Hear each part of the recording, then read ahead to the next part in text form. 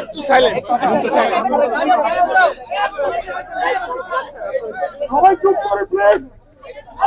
সবাই চুপ করি। আবার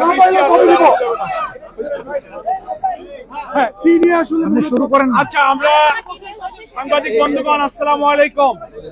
আমরা কিছুক্ষণ পূর্বে মার্কিন যুক্তরাষ্ট্রের সহকারী পররাষ্ট্রমন্ত্রীর সঙ্গে শুভেচ্ছা এবং মত বিনিময় হলো। আমাদের সম্মানিত আমিরে জামাত ডক্টর শফিকুর রহমানের সঙ্গে মত বিনিময় হয়েছে।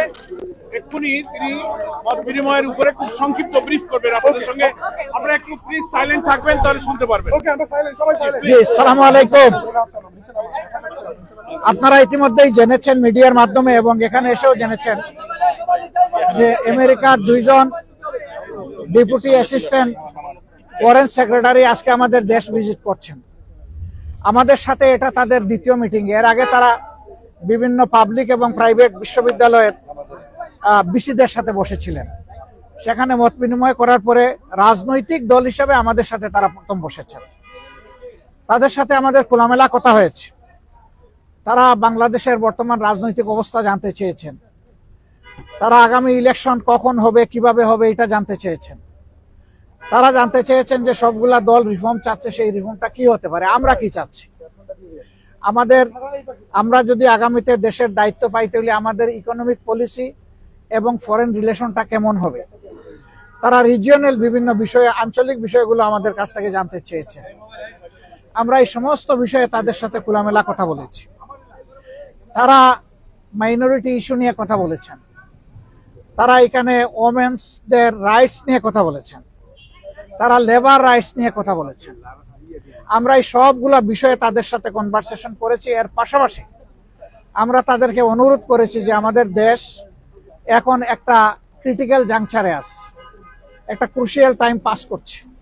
এই সময় আমেরিকার পক্ষ থেকে 37% যে ট্যারিফ ইম্পোজ করা হয়েছে, এটা যেন তারা পুনর্বিবেচনা করেন।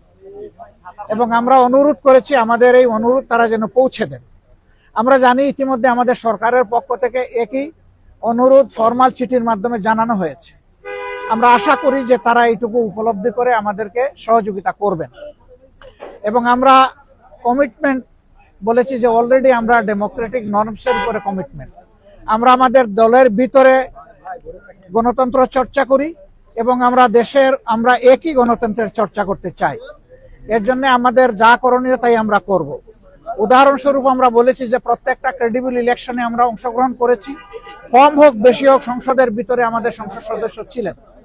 At the same time election যখন বাংলাদেশে একবার মৃতপ্রায় হয়ে গিয়েছিল এরশাদ সাহেবের সময়, তখনকার আমির অধ্যাপক গুলাম আজম সাহেবই ইলেকশনকে জীবন ফিরিয়ে দিয়েছিলেন কেয়ারটেকার সরকারের ফর্মুলা প্রস্তাবনার মাধ্যমে, যেটা পরবর্তী পর্যায়ে বাংলাদেশের সংবিধানে অন্তর্ভুক্ত হয়েছিল। কিন্তু দুঃখজনকভাবে আওয়ামী লীগ এসে দলীয় স্বার্থে এটাকে সংবিধান থেকে নির্বাসনে পাঠিয়ে দিয়েছিল। এখন আবার সারা জাতি এটি চাচ্ছে এবং আশা করি আমরা এটা আবার পুনঃপ্রতিষ্ঠিত হবে। আমরা আগামী নির্বাচনটা পিয়ার ভিত্তিতে করতে চাই, যেটা ইতিমধ্যেই আমরা বলেছি, আপনারা জানেন। কেন চাই সেটাও আমরা বলেছি, আপনারা জানেন, নতুন করে বলার দরকার নেই। তারা শুধু এতটুকু জানতে চেয়েছেন যে আমরা কখন এই নির্বাচনটা অনুষ্ঠান দেখতে চাচ্ছি।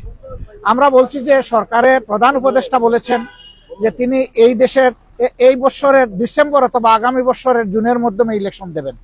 আমরা তার কমিটমেন্টে তিনি ঠিক আছেন এটা দেখতে চাই। আর আমাদের ভিউ হচ্ছে যে এটা রমজানের আগেই শেষ হয়ে যাওয়া দরকার। ওই জুন পর্যন্ত অপেক্ষা করলে তখন বর্ষা, ঝড়, ঝাপটা, বিভিন্ন ধরনের প্রাকৃতিক দুর্যোগ আসবে, তখন আবার ইলেকশনটা অনিশ্চিত হয়ে যাওয়ার আশঙ্কা দেখা দিবে। আমরা এই জন্য চাচ্ছি ওই আশঙ্কার আগেই, রমজানের আগে যাতে এটা হয়ে যায়, আমরা সেটা আমাদের মত। আমরা বলেছি যে এরকম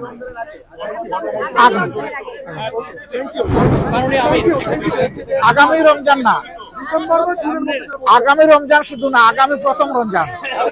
আগামী অনেক রমজান আসবে, তবে আগামী প্রথম রমজান সব ইস্যু আমরা বলেছি যে যাতে ট্রমাটাইজড, এখনো হাসপাতালের বেডে অনেকে পড়ে আছে, এখনো শহীদের মারা, সন্তানরা, স্ত্রীরা কান্নাকাটি করে। এই অবস্থায় আওয়ামী লীগের বিচার অবশ্যই হতে হবে, তবে আমরা বিচারটা চাই যে ফেয়ার বিচার। থ্যাংক ইউ, ধন্যবাদ।